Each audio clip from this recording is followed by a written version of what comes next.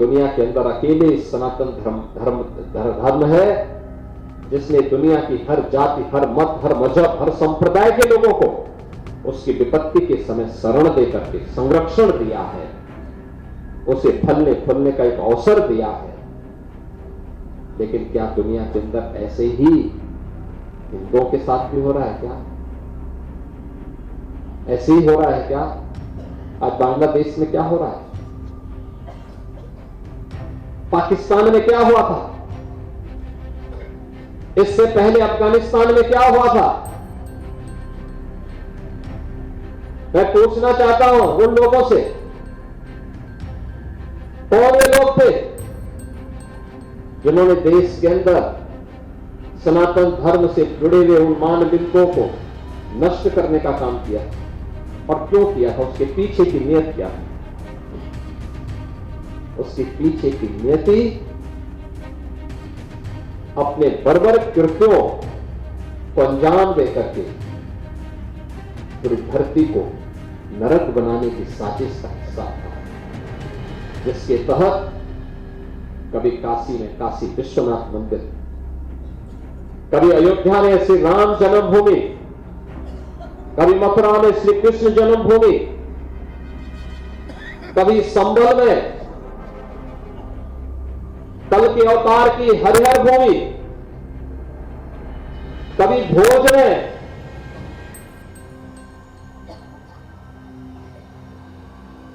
ज्ञान के विस्तात्री देवी मां सरस्वती के पावन मंदिर को नष्ट किया जाता है, तोड़ा जाता है, अपवित्र किया जाता है।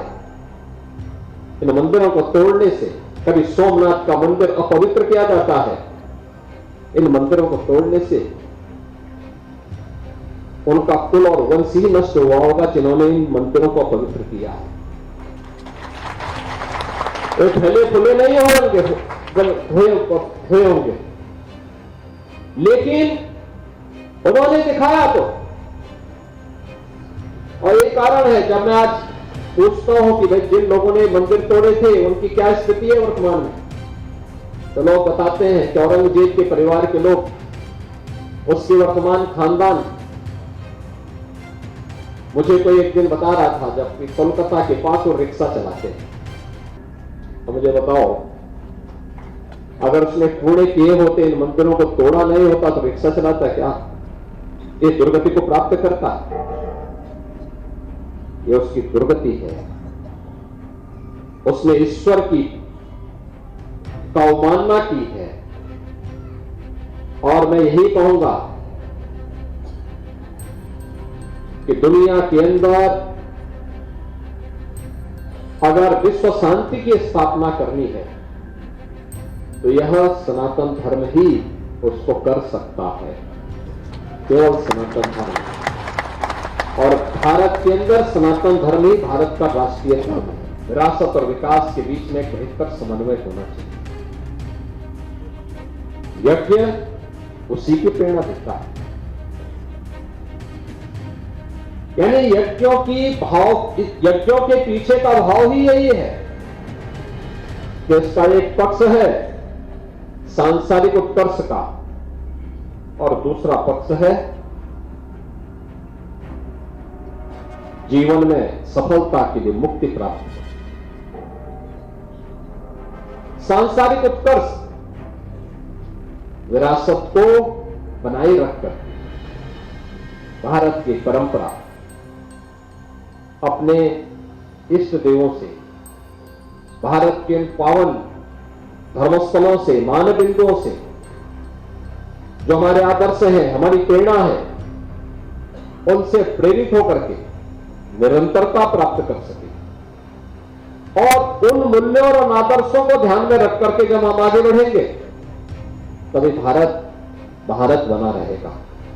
और एक हमारा सौभाग्य है कि आज प्रधानमंत्री मोदी जी के नेतृत्व में पूरा देश अपनी विरासत का कछोड़े बनाए रखते हुए विकास की एक नई बुलंदियों को छूता हुआ दिखाई दे रहा है। फिर से नया भारत एक विकसित भारत के रूप में आगे बढ़ रहा है। इस विकसित भारत के लिए हम सबको आगे मिलकर के काम करना होगा। और मैं बार बार इस बात को कहता हूं कि अगर विश्व मानवता को बचाना है तो उसका एक ही मार्ग है, वह है सनातन धर्म का सम्मान करो। सनातन धर्म सुरक्षित है तो दुनिया में सब कोई सुरक्षित है। भारत तब तक भारत है जब तक भारत के अंदर सनातन धर्म सुरक्षित है, और इसकी रक्षा के लिए, इसके संरक्षण के लिए हम सबको मिलकर के कार्य करना होगा। हर एक यह शाश्वत धर्म है, सृष्टि के साथ चला हुआ धर्म है। हो सकता है किसी कालखंड में कोई विसंगति आई हो, लेकिन विसंगति का परिमार्जन भी हमारे ऋषि मुनि संतों के माध्यम से समय समय पर महापुरुषों के द्वारा दिखाए गए मार्ग का अनुसरण करते हुए हम करेंगे। लेकिन कहीं भी हम इस विकृति के कारण, उस विसंगति के कारण आपसी फूट का, आपसी बंटवारे का, आपसी विभाजन के उन गलतियों का खामियाजा पूरे देश और पूरे धर्म को नहीं भुगतने देंगे। इस संकल्प के साथ हमें आगे बढ़ना पड़ेगा। जिन कारणों से देश को गुलाम होना पड़ा था, जिन कारणों से इस देश को गुलामी की बेड़ियों को जूझने के लिए, झेलने के लिए मजबूर होना पड़ा था, हमारे पवित्र धर्मस्थलों को अपमानित होना पड़ा था, वे फिर से न हो, ऐसी स्थिति पैदा हो, इसके लिए अभी से हर एक भारतवासी को तैयार होना होगा। और जब हम लोग दिलो दिमाग से इसके बारे में सोचेंगे, तभी भारत भी सुरक्षित रहेगा, सनातन धर्म भी सुरक्षित रहेगा, आने वाली पीढ़ियां भी सुरक्षित रहेंगी।